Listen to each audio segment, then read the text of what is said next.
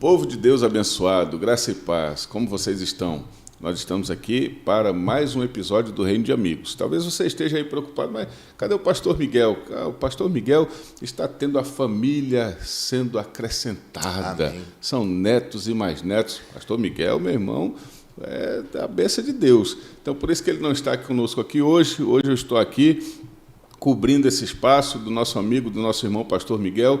Ore por ele, ore pela família dele, ore pela casa dele, para que o Senhor esteja abençoando muito esses netos, prosperando. Deixa Deus te usar para encher a terra, meu irmão, em nome de Jesus. Amém. E nós estamos aqui nessa bênção do Reino de Amigos com um amigo, um irmão, um cara mais chegado do que um irmão, um cara do coração, reverendo Renato Porpino.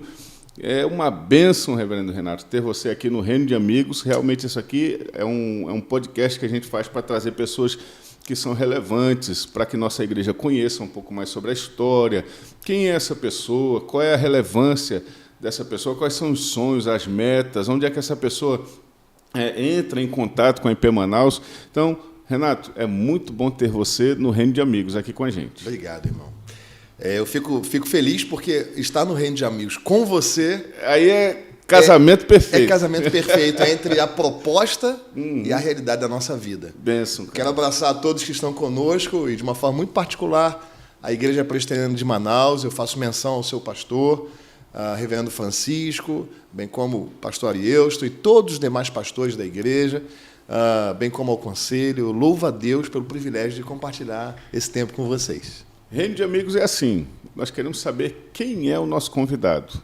Então, para todo mundo que está conosco em casa e tal, está acompanhando, quem é o reverendo Renato? Mas vamos começar antes do reverendo. Quem é o Renato Lopes Porpino? O Renato. O Renato é um servo de Deus, encontrado em Cristo, né?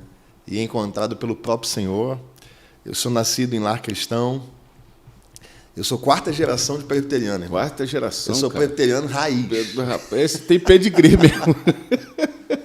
Quarta geração o quê? Tua bisavó? Minha bisavó era presbiteriana, minha avó Carioca sempre ou de outro lugar? Sim, da parte norte fluminense do estado do Rio. Minha bisavó, vovó, minha mãe, eu e meus filhos são melhores do que eu, porque eles são quinta geração. Rapaz do céu.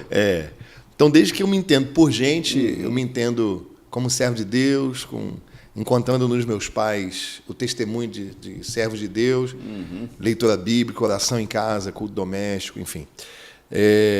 Hoje sou casado, né, e tento, de alguma forma, manter esse bom hábito, né, de ter uma família aos pés do Senhor. Sou casado com a Luana. Se você conhece a minha esposa, irmão... Faz aquele floreio, meu irmão. Sai bonito. Ela é linda. Faz aquele floreio, hein? Linda, serva de Deus, crente, abençoa a minha vida. É aquela que Deus escolheu para que eu passasse todos os meus dias aqui. E nós, como fruto desse amor, temos 2 lindos filhos. A Manuela, de 10 anos, e o Guilherme, de 6, e faz 7. Agora, no dia 28 de agosto. Então, estamos há poucos dias do aniversário de 7 anos do meu filho mais novo. Maravilha. Enfim, eu acredito que posso parar por aqui. Sou pastor da Catedral Presbiteriana do Rio de Janeiro. Sou formado nas letras, tenho formação e pós-graduação, enfim, nesse universo das letras. Eu sou um amante da língua portuguesa, da literatura. Estou me aventurando também, já há algum tempo, na filosofia. Olha aí. Gosto muito. Enfim, eu acho que é por aí. E o reverendo Renato? Agora, falando sobre o reverendo Renato. O reverendo Renato... Se é que a gente pode dividir, né? É quase indissolúvel esses dois, o Renato e o reverendo Renato. Mas, falando sobre o reverendo Renato, um cara novo, cara, cabeça preta ainda, né? Alguns fios brancos já começam a aparecer ali e tal, mas pastor da Catedral Presbiteriana do Rio de Janeiro. Meu irmão, talvez quem esteja vendo aqui o podcast e tal, poxa, eu esperava um velhinho lá, um irmãozinho, né, com aquela voz grossa, impostada, eu só usar a catedral e tal.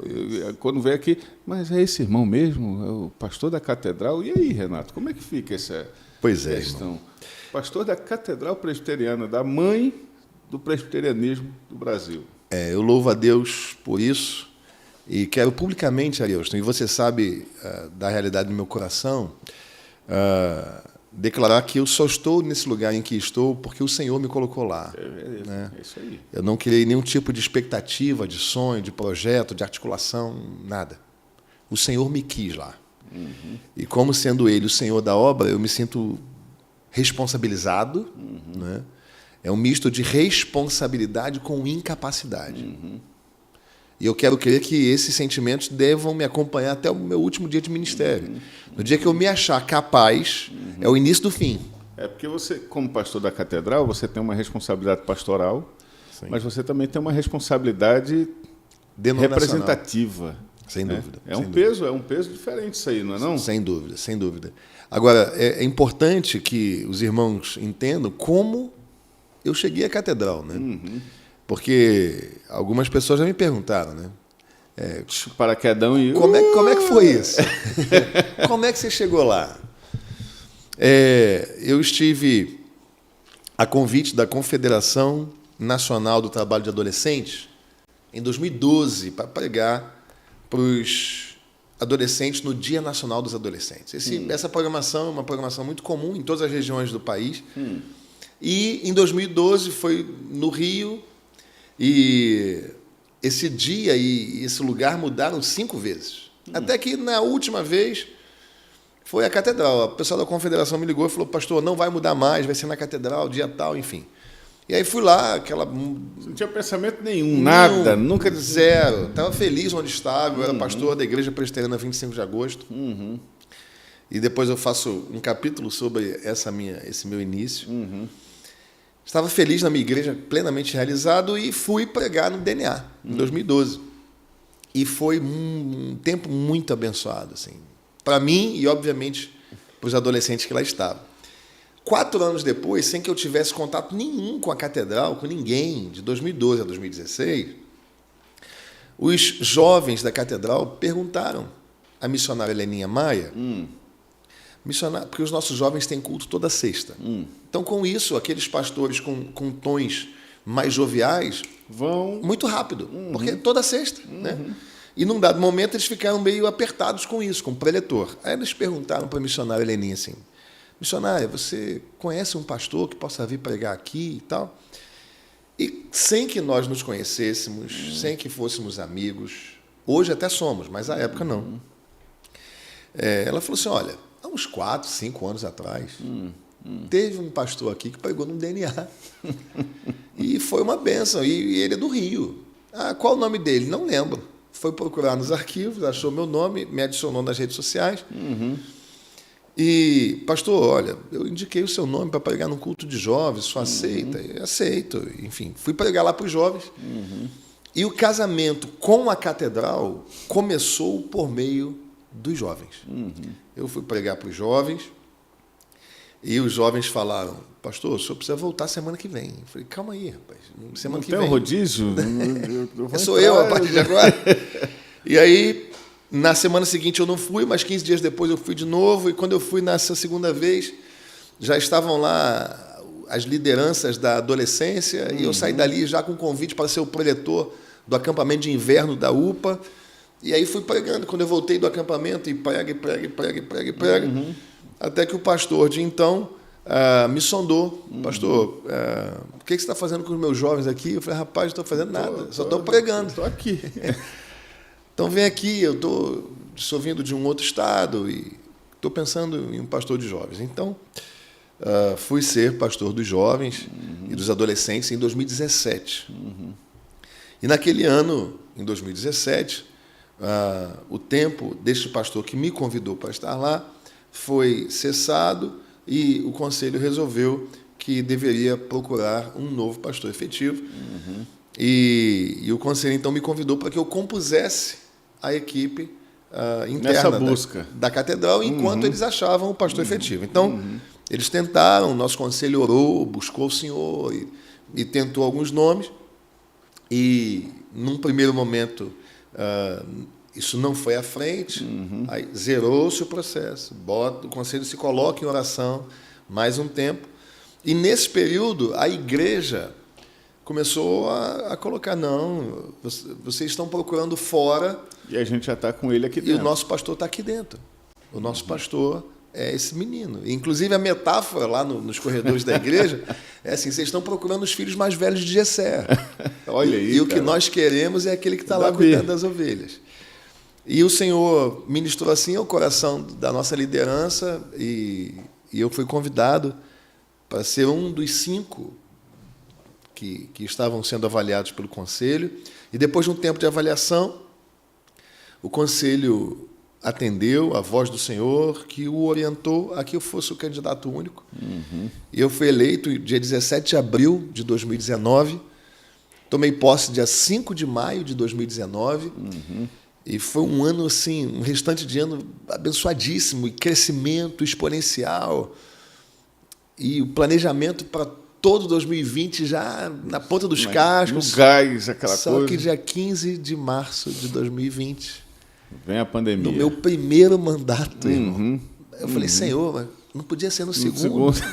Pelo menos dá uma casquinha para mim, uma coisa. Rapaz, eu estava recém-chegado à igreja e a gente teve que encarar a pandemia. E eu confesso ao irmão que, é claro, todos os pastores viveram isso. Na verdade, o planeta viveu isso, né? Mas fazendo o recorte da liderança religiosa, todos os pastores viveram isso. Mas tentem imaginar a pressão que foi no primeiro mandato, na igreja mãe do Presbiterianismo Nacional. Com uma faixa etária também já mais avançada, alta, mais madura.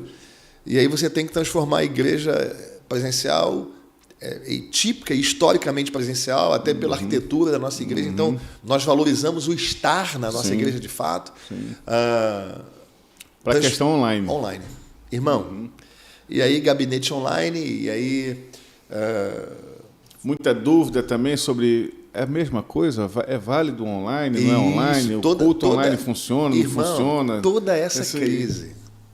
Já pensou, cara? E irmãos adoecendo, e a gente indo fazer visitas e fazer funerais num tempo em que ninguém saía à rua. Você falou que você ficava falando com a turma do lado de fora, assim, tudo bem aí? Fiz muitas visitas a senhores e senhoras idosos da igreja. Marcava a visita, ela abria a janelinha da porta e eu no corredor do apartamento falando assim, como é que está a senhora? De longe, né, mantendo aquela distância. O pastor veio aqui para trazer você. Orando, pregando. E levando um presentinho, aí ela fechava, eu botava a porta, me afastava, ela abria a porta, pegava, obrigado, pastor. Enfim, foi isso tudo. E ao final desse tempo, Deus nos permitiu chegar do outro lado, com a igreja em crescimento, né? Louvado seja o nome do Senhor por isso. Isso nada tem a ver comigo, Ailton. Nada tem a ver comigo. Eu falo isso humilhado na presença de Jesus, sabe? Isso nada tem a ver com a nossa liderança, embora os nossos presbíteros sejam muito competentes, sejam homens de Deus. Isso tem a ver com graça do Senhor sobre aquela comunidade. E eu tenho falado para o meu conselho, para a minha igreja, a respeito de... É claro que há um ódio especial contra nós da parte do inferno, né? Porque quem era o Brasil antes da chegada de Simonton? Sim. Era a idolatria portuguesa, era os cultos afros dos escravos, era o animismo dos indígenas, né? E aí o evangelho da graça de Deus chega nesse lugar. Então o diabo nos odeia de uma forma muito particular pelo legado que temos de Simonton, né? Mas o Senhor também nos ama. Então, Deus nos tem derramado graça, a igreja tem crescido desde então. Amém, né? mano. E nós louvamos a Deus por isso. Que bênção, irmão. Ser pastor da Catedral Presbiteriana. Se você for lá na Catedral, vai lá. Vão lá. Onde é que fica a Catedral ali? Rua Silva Jardim, número 23, centro do Rio de Janeiro. Se você for ao Rio, conhecer o Pão de Açúcar, Corcovado, Calçadão de Copacabana, Maracanã, claro, num jogo do Flamengo, e não for à Catedral... E não foi na Catedral, você não foi no Rio. Deu viagem perdida, irmão. Você tem que ir à Catedral. Silva Jardim. Número 23, centro do Rio. Domingão. Domingo, 10h30 da manhã e às 18h. Pensam, vocês precisam ir lá mesmo. Você está passando pelo Rio, vai lá. Você vai encontrar um povo piedoso, povo amoroso. Nós encontramos isso quando nós fomos lá no Rio. Fomos muito bem recebidos. A Catedral é nossa casa também. É verdade. Meu amigo, o tempo é muito curto, então a gente precisa caminhar. Você já falou sobre quem é o reverendo Renato, quem é o Renato, casado com a Luana, tal, o pai, o pastor da catedral, mas o Renato também tem sonhos, projetos, planos. Qual é o sonho do Renato? Sonhos, se a gente pode falar particulares, sonhos para a igreja, né? Quais são os sonhos? O que é que tem movido o coração do Renato nesses dias aí? Arielston, eu vou dividir, então, em sonhos particulares e ministeriais. Tá? Os sonhos particulares são que eu viva para a glória de Deus, mesmo. Sabe, irmão? Nós, pastores, sofremos muitas pressões e muitas ofertas, e, enfim. E a minha oração é que eu viva para a glória de Jesus, que eu seja um exemplo de servo de Deus, porque eu tenho 2 crianças na minha casa e tenho uma esposa que caminha ao meu lado. Eu quero olhar para eles nos olhos sempre, até o último dia da minha vida. E ouvir aquilo que tenho ouvido dentro da minha casa, que aquilo que eu prego é verdade dentro da minha casa. Então, os meus sonhos, eles não são muito materialistas. Para conquistar o mundo. Não é materialista. O meu sonho, irmão, é ver os meus filhos professando a fé. Você já deve ter vivido essa experiência, né? Sim. Os meus sonhos são ver os meus filhos casados com uma serva e com um servo de Deus, uma vez que eu tenho um casal, e vê-los crescendo na fé, dedicados ao Senhor e à obra do Senhor. Esses são os meus sonhos. Que a minha mulher seja uma mulher de Deus a cada dia, renovada, iluminada pelo Senhor, né? Eu tenho sonhos apenas pessoais nessa perspectiva, só nessa perspectiva. Não tenho grandes aspirações materiais. Eu tenho aspirações, sim, de uma vida feliz em família, servindo ao Senhor, não tendo dores de cabeça na juventude, na adolescência dos meus filhos. E já me vi até inquietado com isso, né? Mas o Senhor tem me quebrantado nesse sentido também. Te cortando aqui, essa questão do sonho particular ser a questão da sua família, da sua esposa, seus filhos. Cara, você é um pastor de uma das igrejas mais emblemáticas do Brasil. Eu acredito que tua agenda é daquela agenda Animada. Né, respira e vai para cima de novo. Né? Como é que concilia isso com esse sonho de tomar conta da sua família? Porque uma coisa é ter às vezes, eu digo isso porque eu conheço vários pastores antigos e tal, que eles pensavam que o pastor e a família deles era ter a família deles na igreja, na frente deles ali enquanto eles pregavam. Então, muitos deles, depois que morreram e tal, os filhos saíram da igreja, não estão mais. Tem vários pastores de peso que não têm a família na igreja, por exemplo, que estão no Senhor, mas a família não está. Como é que você faz para conciliar isso daí? Boa, excelente pergunta, irmão. Todos os dias a gente ora juntos, antes de dormir, todos juntos. Mais de uma vez na semana, nós tomamos bem mais de uma vez na semana. Eu vou colocar 3 aqui, mas eu acredito ser bem mais que isso. Nós tomamos uma refeição todos juntos à mesa, todos. Pai, posso ligar o telefone? Não. Posso ligar a televisão? Não. Todo mundo junto aqui. Senta aqui. Para a gente estar junto aqui e a gente sorrir, e um brinca com o outro. A gente procura, por exemplo, a gente volta agora para o Rio de Janeiro, na madrugada de hoje para amanhã, de quarta para quinta. E chegando lá, a ideia já é buscar as crianças na escola, estar com eles, levá-los ao shopping, tomar um sorvete juntos. Vamos para o cinema, assistir um filme, alguma coisa assim? Isso, ter tempo de qualidade, sabe, Arielston? E é interessante como, vivendo o ministério de forma saudável e que o sangue da cruz cubra a minha casa e a sua também. Amém. Os nossos filhos não odeiam a igreja. Quando eu pego férias, a minha filha cria um problema lá em casa, irmão. Cria um problema. Ela quer ir para a igreja. Porque ela fala, pai, quem está de férias é o senhor. Eu falei, minha filha, entendo, papai. Dá um tempo, pelo amor de Deus. Deixa o papai respirar um pouquinho. Meu filho também, sabe? Então, assim, quando nós vivemos a fé cristã saudável em casa, exato, cara. Eles pegam apreço e amor pelo Senhor e pela igreja do Senhor. Então, e eu e Luana, segunda-feira é meu dia de folga, que a gente chama lá no Rio de dia sabático, né? Então, meu dia de folga é segunda. E eu procuro, então, ser fiel. É folga mesmo. É folga. Aí a gente costuma dar uma saída, a gente bota as crianças para a escola, é óbvio, né? Porque nós não somos de ferro, né? Precisamos beijar. Irmãos, pastores beijam na boca de seus esposos. Namorem, meus irmãos. Rapaz, olha, vai pra cima. Não deixe de fazer isso, não. Então, esse negócio de graça e paz, irmã. Não, beijo na testa. Deus abençoe a sua vida, beijo na... Não, irmão, a gente, Vai, meu irmão. É de Deus. O Jeremias fala que é o beijo de 6 segundos, né? 6 segundos. O cara segura a patroa e conta até 6. Segura a dona menina. Dona menina. Eu acredito que seja por aí, irmão. É esse cuidado que você tem, então, com a sua casa para que você tenha esse sonho cumprido. Isso. E um detalhe importante também, Ariosto, eu sei que o tempo se esvai e estar com amigos é muito legal. A gente vai batendo papo, o tempo vai embora.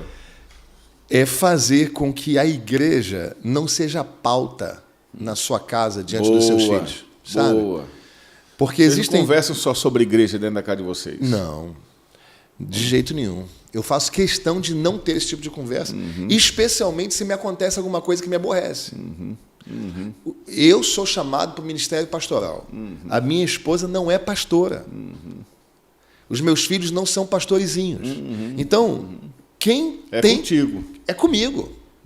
Então, o que acontece é que, por muitas vezes, eu imagino, na mesa do almoço de domingo, a conversa seja, você viu o que o presbítero tal fez na frente das crianças? E as crianças estão ali ouvindo, porque o ouvido está aberto. Você viu o que a irmãzinha tal, o irmãozinho tal fez? Falando que absurdo. mal da gente. Falando mal da nossa família. Não sei o quê. Os irmãos acham que a gente está semeando o quê no coração das crianças? Exato. O que no coração das esposas? Irmão, você sabe disso?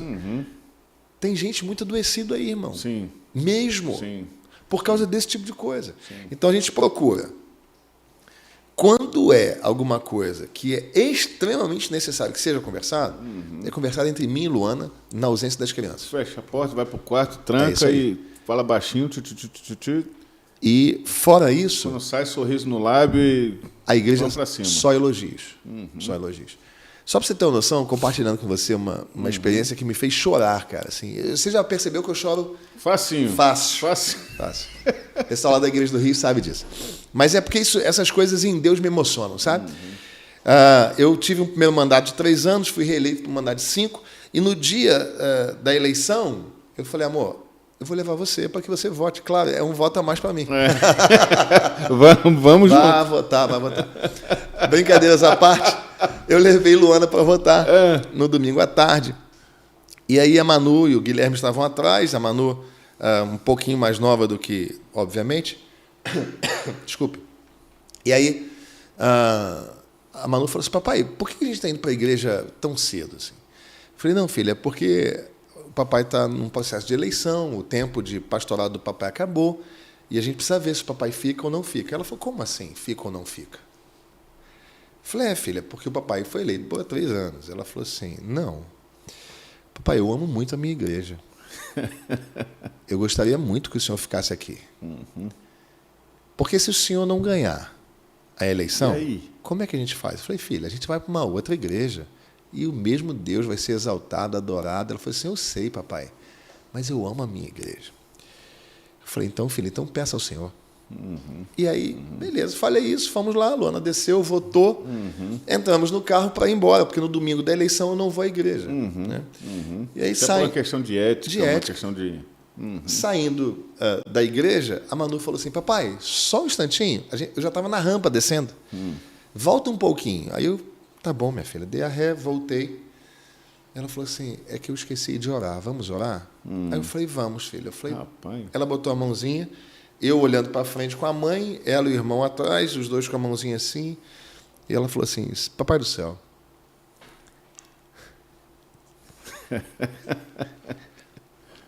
eu amo a minha igreja. E eu queria muito que meu papai permanecesse aqui. Aí, isso para mim é uma eleição, irmão. Foi ali. O papel está acontecendo. Os nossos filhos precisam amar as coisas do Senhor. E Deus nos confirmou um caminho. É esse, irmão. A mesa, compartilhando, tendo momentos fora do movimento ministerial, conversando sobre outras coisas e não expondo a igreja e mazelas que acontecem comigo, com você, porque nós somos pecadores. Um dia eles vão ter maturidade para ouvir certas coisas, mas hoje não. Esse me parece ser o caminho para eu alcançar esse sonho familiar. Isso para ser aplicado na vida de todo mundo que está com a gente aqui, isso cabe na sua vida eclesiástica, como é a nossa, mas cabe na sua vida também profissional.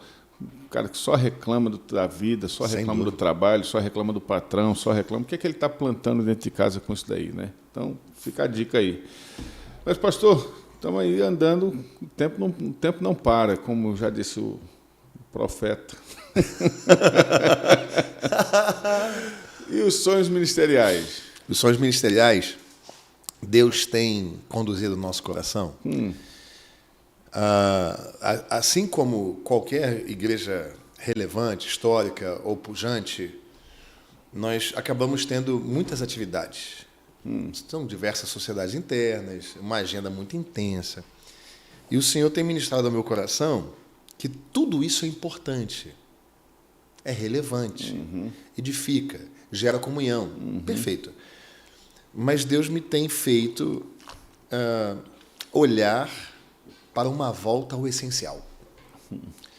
Então, o meu sonho ministerial é que nós sejamos levados. Nós já temos caminhado nesta direção, tá, Ariosto? A exposição da palavra, a obediência à palavra, a uma vida de devoção, de oração, de intimidade, de jejum, e a missão da igreja. Me parece ser esse o tripé essencial, basilar. E aí a festa tal, e aí a comemoração tal, e aí a celebração tal. Tudo isso vai se encaixando dentro desse tripé.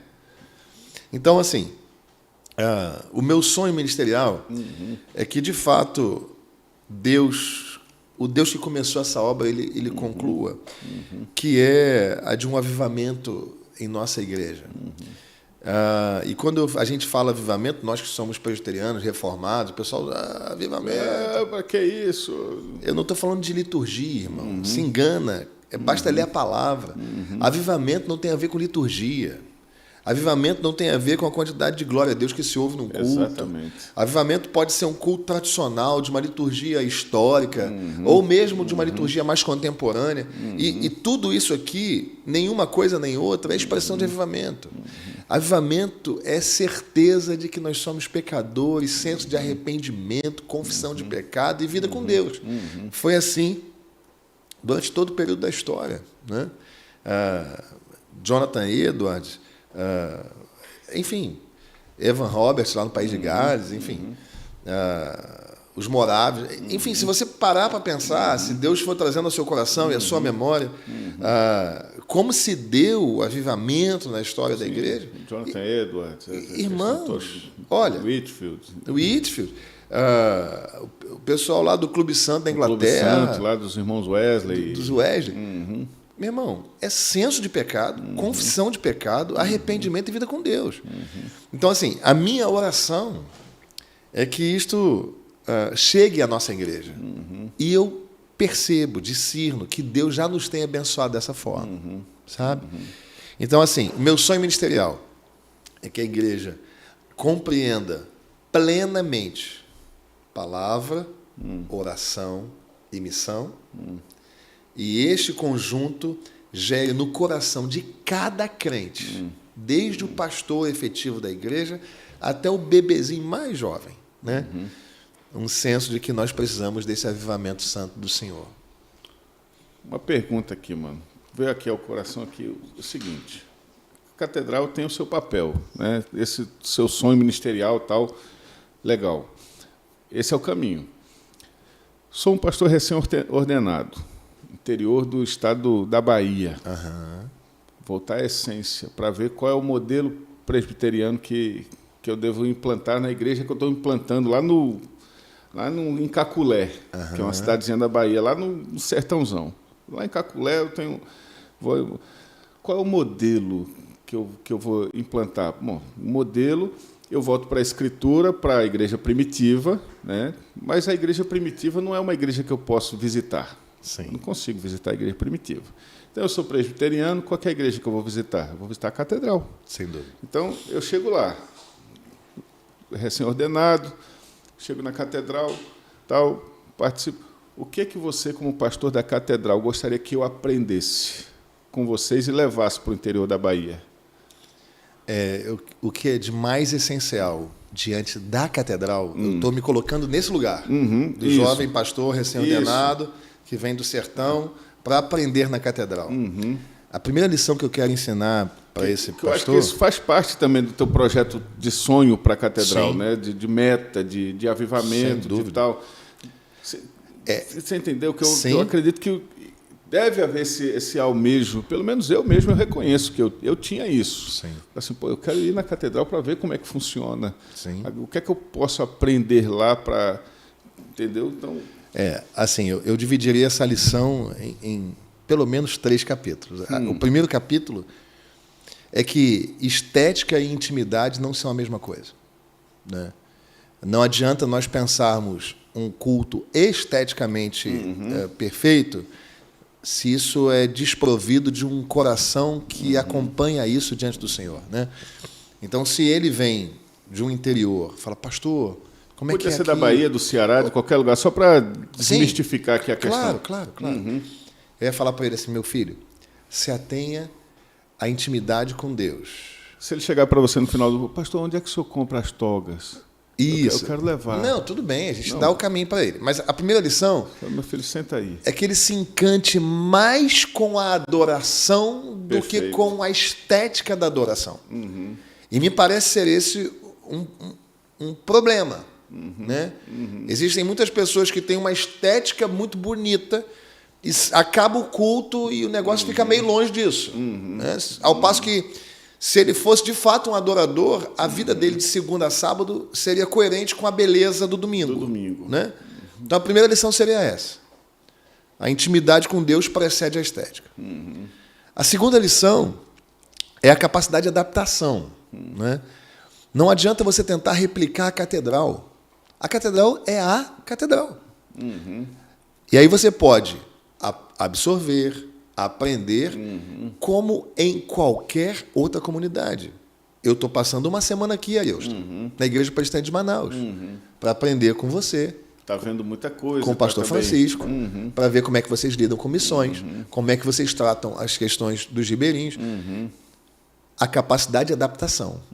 Não adianta eu chegar ao Rio de Janeiro... eu vi lá em Manaus que sai da Serra, vou replicar. Vou fazer aqui. Não. Vai dar um BO terrível. Terrível. Por N mil razões. Né? Então, primeiro, a intimidade precede a estética. Segundo, a capacidade adaptativa. É possível que você aprenda lições sem reproduzir na íntegra. Não precisa reproduzir na íntegra. Adapte à sua realidade. Então, você falou do sertão, por exemplo. Nós estivemos no sertão da Bahia, num trabalho missionário há pouquíssimo tempo. Não, tem um mês. Acho que tem um mês. Tem um mês já.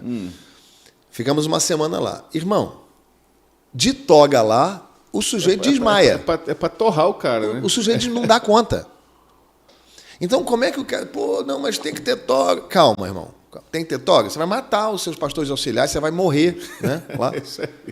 Às vezes lá no Rio já é complexo. Já né? é quente, né? A gente bota o ar-condicionado e tal, mas às vezes não é essa a realidade de uma comunidade menor. Então, às vezes não tem o ar-condicionado, muitas tem um delas... ventiladorzinho só... Muitas delas não têm, né? Nem ventilador. E isso não faz essa igreja também menos igreja do que a catedral. Somos a noiva, só tem uma noiva. Né? Então, e aí ele vai ter que adaptar. Talvez ele comece fazendo adaptações na sua liturgia, aprendendo alguma coisa, ajustando, mas o que interessa é que ele se debruce sobre a palavra e sobre os padrões presbiterianos, né? Uma vez que nós somos presbiterianos. Né? Então, a capacidade adaptativa. Então, estética, a intimidade precede a estética. 2, capacidade adaptativa para aquele que está indo aprender. E a terceira, a responsabilidade com um coração cativo do Senhor. Muita gente fala assim, pastor Renato, mas o pastor fulano é assim, o pastor fulano é assado, você é um pouquinho diferente, né? Enfim, eu falo, glória a Deus, né? Porque o meu coração é cativo do Senhor. Eu procedo e ajo na minha fé e no meu ministério segundo aquilo que o Senhor se manifesta a mim e me ensina na sua palavra. Então, um coração de devoção, um coração menos... não que não haja um aspecto de gestor, né? Não é isso que eu estou dizendo. Mas a primazia do coração do pastor é de um servo. Você está aconselhando o cara que está lá contigo. Falou, meu filho, em vez de você querer fazer uma planilha primeiro, sabe? Bota o seu joelho no chão e vai orar. Em vez de você gastar 10 horas do seu dia lendo grandes homens da teologia, faça isso. Mas leia 8 horas de Bíblia. Chora pelo teu povo. De 2 horas, aprofundando conhecimento teológico, ou um pouco menos. Ora por eles. Ora, busca, visita, chora por eles. Porque às vezes a impressão que tenho é que um jovem como este, que vem do interior e tal, ele quer, de alguma forma, nutrido por essa expectativa da recém-ordenação, ele tem aquela expectativa de, não, eu sou o bastião do movimento reformado no Brasil, e eu vou transformar essa congregação aqui numa mini catedral, com culto extremamente litúrgico, o coral cantando, o irmão não tem nem como formar uma banda, sabe? Então, assim, a intimidade precede a estética. Segundo, tenha capacidade adaptativa. Peça a Deus para te dar essa capacidade. Em terceiro e último lugar, não se perca no sonho do reverendo, perdendo a sua essência de servo do Senhor. Esses seriam os 3 conselhos. Bênção de Deus. Anotou aí, né? Anotou aí? Sermão presbiteriano, 3 pontos. Sermão presbiteriano, 3 pontinhos. Renatão, a gente está terminando aqui, mas eu queria conversar contigo também sobre algo que a gente tem visto na catedral e que tem enchido os olhos e o coração de muita gente, que é esse envolvimento mais com a questão missionária. A gente está vendo o pessoal da catedral pegar um ônibus, entra todo mundo no ônibus, vai embora para o sertão, e aquela coisa toda, eu fico, meu Deus do céu, olha, o que eles estão fazendo? E vão embora, aquela turma, e passa o dia servindo e tal. Como é que foi isso, meu irmão? Esse negócio, o que aconteceu? Eu lembro, eu assistindo pelo YouTube, aquilo, não sei qual foi o culto, com relação ao reverendo Guilhermino, acho que é o aniversário dele, de 90 anos, não sei. Deve ter sido de 80. 80, né? E ele disse, foi claro dizer assim, que a catedral é uma igreja de portas abertas. Né? Esse é o lema da catedral, né? Isso. E agora não é somente igreja de portas abertas para entrar, mas é também a igreja de portas abertas para sair, para ir. Isso. No ID. Né? O que está acontecendo lá, meu irmãozão? Eita, coisa boa. Bom, primeiro, em 2019, eu propus ao Conselho que o slogan da Catedral fosse ampliado um pouquinho. Historicamente, sempre foi Catedral Presbiteriana do Rio de Janeiro, uma igreja de portas abertas. E nós apresentamos ao Conselho, ao que o Conselho nos entendeu e aprovou, e agora nós somos uma igreja de portas e de corações abertos. Bênção. Né? Essa inserção, ela não foi contraintuitiva, ela foi intencional. Né? Por quê? Porque uma igreja de portas abertas, embora, claro, isso nunca tenha sido a realidade, mas como um linguista, eu olhava para isso e me suava que a igreja estava de portas abertas dizendo venham. Agora, uma igreja de portas e de corações abertos, ela está com a porta aberta dizendo venha e com o coração aberto dizendo eu vou. Então, por exemplo, essa última ida ao sertão, ela começou, de fato, em 2021, com uma ida minha ao sertão, numa caravana com 7 pastores. Né? O pastor Hernandes estava com a gente, e foi um tempo muito abençoado ao lado desse príncipe. Né? Nós passamos um bom tempo lá, 7 pastores, e nós começamos o processo, então, de primeiro eu vou, o pastor efetivo vai, conhece o campo. Depois eu mandei um pastor auxiliar, que é o ministro de missões, o reverendo Daniel Jardim. Ele foi, passou mais um tempo lá. Depois nós mandamos 4 irmãs, a minha esposa, a missionária Leninha Maia, a irmã Ivone, a irmã Bianca, essas 4 irmãs e algumas outras irmãs de algumas igrejas próximas, a Igreja Presbiteriana das Américas também estava representada, para fazerem uma conferência de mulheres. Depois, mandei o reverendo Daniel outra vez, Depois fui eu, Daniel e uma representação do conselho. Perceba que uma igreja de 162 anos não dá para a gente fazer uma curva de 90 graus assim. Então a gente vai construindo esse cenário para que há um mês atrás nós pudéssemos colocar quase 50 pessoas dentro do ônibus, 27 horas de viagem para ir, 33 para voltar. Nós cuidamos de uma cidade chamada Ibotirama, no sertão da Bahia. Fizemos um trabalho em 3 povoados. Nós levamos médico, dentista, psicólogo, nutricionista, veterinário, porque sempre tem alguém com um cachorrinho lá, um gatinho, né? Levamos um bazar, levamos 450 cestas básicas, brinquedos, chinelos, enfim. Que festa que aconteceu. Foram mais de 9 toneladas de mantimento. Nós passamos lá uma semana servindo ao Senhor. E a nossa vinda aqui é o primeiro passo, como eu dei em 21 para o sertão, é o primeiro passo para um trabalho com os ribeirinhos também, né? E eu louvo a Deus porque o pastor Francisco, todo o seu conselho, e de uma forma muito particular também o meu amigo, irmão, parceiro de jornada de vida, reverendo Euston, já se colocaram, esses irmãos se colocaram à disposição para nos abençoar nesse intento. Então, eu quero assumir diante de Deus e do pastor Euston e de cada um dos irmãos que a catedral virá para os ribeirinhos também. Maravilha! Nós vamos ficar lá no JJ Mesquita, isso. Servindo ao Senhor por pelo menos uma semana, 10 dias, enfim, porque o Senhor nos tem empurrado. A catedral sempre foi muito generosa, sempre esteve envolvida em missões nacionais e transculturais, no ambiente urbano e no ambiente... Até porque tudo saiu dela, né? Exato. É a mãe de tudo. Né? Só que eu entendo, eu discerni que além de investir generosamente, como costumamos fazer, nós precisamos ir também. Né? Não apenas... Está aqui meu dinheiro. Isso. Vai lá e você faz. E aí, irmão, como isso tem feito bem ao coração da igreja e ao meu coração, porque está entre aqueles 3... Sim. Palavra, oração, devoção e missão. Sim. E a igreja está se envolvendo nisso. O presbítero Peter, que está aqui comigo, aqui em Manaus, durante essa semana, um dos irmãos que se encontra comigo aqui, foi ministro de missões de nossa igreja, hoje é do Ministério de Missões, e durante muito tempo ele militou quase sozinho assim, nisso. Né? Ele indo sozinho para os diversos campos do Brasil e do mundo. E eu ontem falei com ele sobre isso. Falei, irmão, isso é Deus também honrando a oração do seu servo. É isso aí. Quantas vezes eu imagino que você orou e hoje nós estamos, de fato, sendo envolvidos por esses projetos todos. Então é assim que a gente tem funcionado. No sábado agora nós vamos ter a Feira das Nações. Irmão, Opa! É um movimento gigante lá na igreja. Estamos na 25ª, isso começou no ministério do reverendo Guilhermino Cunha. Eu tenho a maior alegria quando alguém fala assim, você é o pastor da igreja do Guilhermino? Eu falei, sim, eu sou o pastor da igreja do Guilhermino. Não tenho o menor problema com isso, eu honro o pastor Guilhermino em amor e o honro biblicamente porque eu o trato como pai mesmo. É isso né? Então começou a Feira das Nações. Desculpe. Tranquilo. Começou no Ministério do Reverendo Guilhermino. É um movimento, irmão. Afluem para lá muitas pessoas.